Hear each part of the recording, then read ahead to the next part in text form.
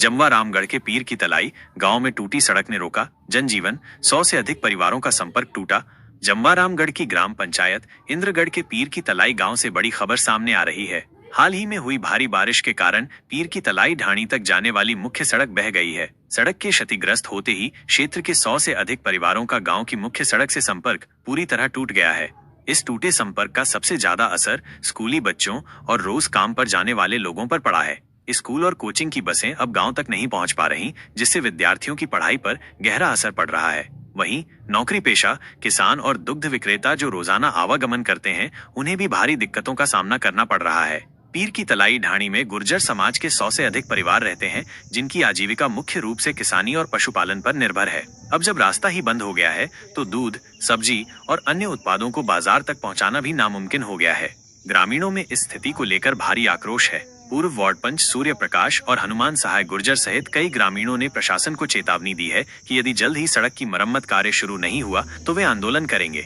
उनका कहना है कि ये सिर्फ एक सड़क नहीं, बल्कि गांव की जीवन रेखा है, जो शिक्षा, रोजगार और स्वास्थ्य सेवाओं से लोगों को जोड़ती है। ग्रामीणों की मांग है कि जिला प्रशासन और पंचायत विभाग तुरंत स्थिति का संज्ञान लें और सड़क निर्माण का कार्य प्राथमिकता से शुरू किया जाए। अब देखना होगा कि प्रशासन इस समस्या को कितनी गंभीरता से लेता है और कब तक पीर की तलाई ढाणी के लोग दोबारा सामान्य जीवन में लौट पाते हैं। हमारी नजर इस मुद्दे पर बनी रहेगी।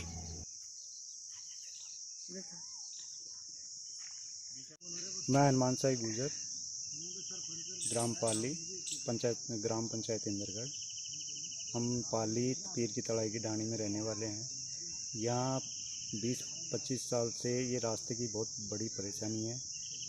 स्कूल, कोचिंग, बच्चे आते जाते परेशान होते हैं। इधर उधर से मतलब पानी में से पड़ पड़ा के फिर जाते हैं। सरपंच व MLA सबसे रिक्वेस्ट कर ली, हर बार रास्ता ख़राब हो जाता है।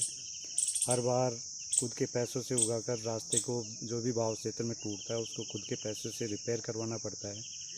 खूब परेशान हो चुके हैं। हर बार MLA को या सरपंच को बोलते हैं तो ये बोलते हैं कि क्या नाम है कि बारिश रुक जाने दो, उसके बाद सही करवा देंगे। लेकिन फिर 1 साल निकल जाती है। 1 साल के बाद में वो ही चीज़ें फाइल सेक्शन में गई है, फाइल पास नहीं हुई, फाइल वहाँ से रिजेक्ट हो गई। मतलब उन चीज़ों को चलते चलते आज 15-16 साल हो गई। जो भी MLA आता है यही कहानी होती है। अभी वर्तमान में जो MLA साहब हैं वो भी आए, जब वो यही बोले थे कि फर्स्ट प्रायोरिटी हमारी इस रोड को बनाने की है। लेकिन 1.5 साल बीत चुका, अभी भी वही एज इट इज़ जो आज से 5 साल पहले स्थिति थी वही आज स्थिति है, 10 साल पहले स्थिति वही आज है।